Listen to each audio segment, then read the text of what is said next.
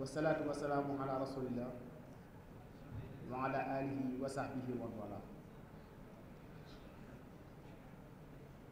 Monsieur le Président,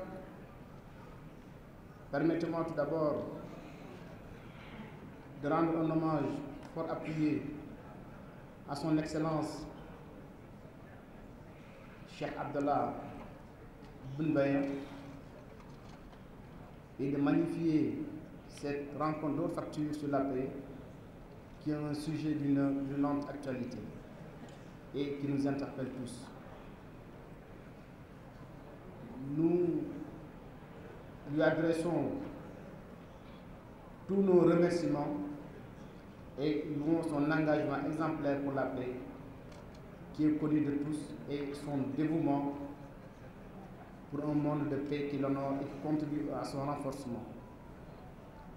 Les excellentes relations ainsi que les succès obtenus en constituent une parfaite illustration et nous saluons à sa juste valeur toutes les actions salutaires qu'il mène tous les jours. Monsieur le Président, la gravité de l'heure marquée par des régions aux frontières poreuses, traversées par des conflits de diverses natures, tout aussi inquiétants les uns que les autres, justifie notre engagement en faveur d'un monde de paix et notre présence parmi nous. La population du continent africain est constituée essentiellement de jeunes qui sont exposés aux tentatives de radicalisation. L'extrémisme guette cette jeunesse vulnérable à bien des égards. Malgré son potentiel énorme et les richesses en ressources naturelles et minières fort convoitées de nos pays, la jeunesse est ballottée entre le chômage, la pauvreté, l'analphabétisme, l'ignorance et le manque de repères dans un monde en ébullition. Les efforts de réorientation sur le droit chemin ont bien du mal à résister aux idées néfastes et à l'influence des imposteurs qui leur font miroiter des chimères. Cette situation rappelle l'avertissement du prophète sallallahu alayhi wa sallam qui met en garde contre tous ceux qui s'érigent en savants et émettent des fatwas sans remplir les conditions préalables. La conséquence est l'égarement des auteurs de telles forfaitures et de ceux qui leur font confiance. Monsieur le Président, les exigences du vicariat, Khalifatullah fil Ard, veulent que la paix règne en préalable avant d'entamer une œuvre de développement quel qu'il soit. C'est une position partagée par toutes les religions révélées et les différentes civilisations à travers l'histoire. Allah nous raconte la stupéfaction des anges lorsqu'ils recevaient la nouvelle selon laquelle l'être humain allait être le missionnaire attitré sur terre. Et je cite le Coran. Et lorsque ton Seigneur dit aux anges, je vais établir un vicariat sur la terre, je vais établir sur la terre un vicaire, il lui dit, vas-tu y placer quelqu'un qui mettra le désordre et répandra le sang, alors que nous sommes là à te glorifier par tes louanges et à te sanctifier. Sourate Baqara, verset 30. Dans ce verset riche en enseignements, les anges alertent déjà sur la nature humaine et ses possibles dérapages. Cependant, Allah subhanahu wa ta'ala avait tout prévu avant de confier à l'homme le vicariat, raison pour laquelle l'islam hisse la paix au summum de ses priorités, tant au niveau de la sémantique que de la théorie et de la pratique. Le mot islam, qui est dérivé de la même racine que salam, la paix, en est une illustration si besoin en était. C'est un rite, tel la salutation, la formule annonçant la clôture de la prière, suffit aussi pour argumenter la place importante de la paix dans l'islam. Ce ne sont que des théories et paroles, diront certains profondeurs. Mais qu'en est-il des dispositions canoniques dont regorgent les textes sacrés et les faits historiques disséminés dans la littérature islamique qui recommandent la promotion et le maintien de la paix dans la société? Dans le Coran, la promotion de la paix est une injonction divine. Et je cite, ô vous les croyants, rentrez tous en paix et ne suivez point les pas du diable, car il est certes pour vous un ennemi déclaré.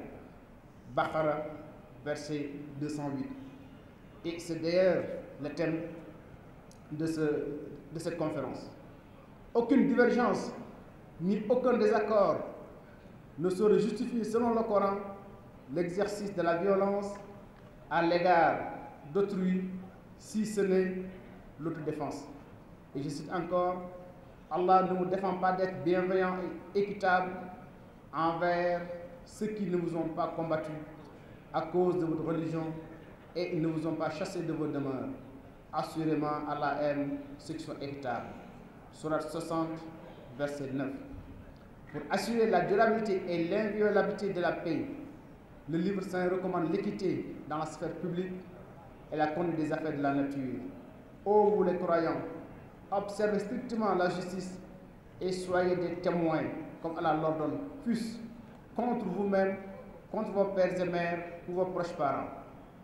Jusqu'à la fin du verset. Sourate 4, verset 136. Le verset 9 du chapitre 5, Al-Maïda, abonde également dans le même sens. Par ailleurs, l'histoire du khilaf islamique, à son apogée, nous livre de beaux témoignages. Notre prophète Mohammed sallallahu alayhi wa sallam nous a montré la voie dans ses relations, lui qui a accueilli une délégation chrétienne dans sa propre mosquée et qui est décédé alors que son bouclier était hypothéqué chez un juif contre la nourriture. Et le statut de minoritaire mérite également une profonde méditation dans l'islam.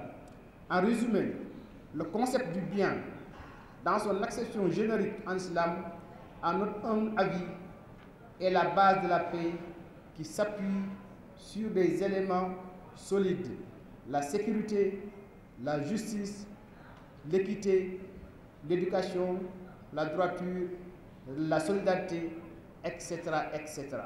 Et la paix se construit et se maintient par la persévérance dans le bien.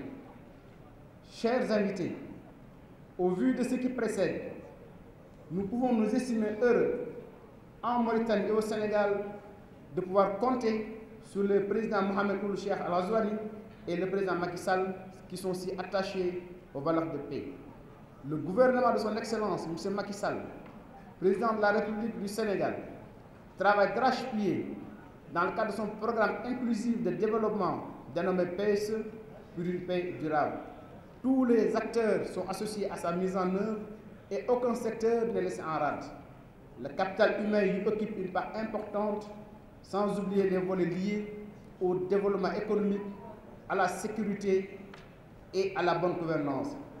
L'épanouissement tant spirituel que temporel de l'être humain est ainsi placé au cœur du projet de développement du président, qui suscite aujourd'hui tant d'engouement et d'espérance et porteur de consolidation d'une société de paix, d'harmonie et de concorde. Monsieur le Président, pour conclure, nous ne saurions terminer sans saluer les efforts inlassables du gouvernement de la République sœur de Mauritanie et son leadership éclairé et reconnu partout dans le monde pour la prévention, la résolution et le maintien de la paix dans toutes les régions. Nous réitérons nos remerciements les plus sincères à son Excellence, M. Mohamed Ould Cheikh Al Ghazouani, aux autorités mauritaniennes ainsi qu'à tous les participants.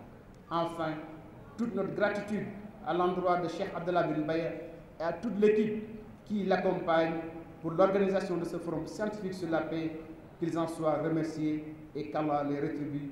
Wassalamu alaikum wa rahmatullahi wa barakatuh.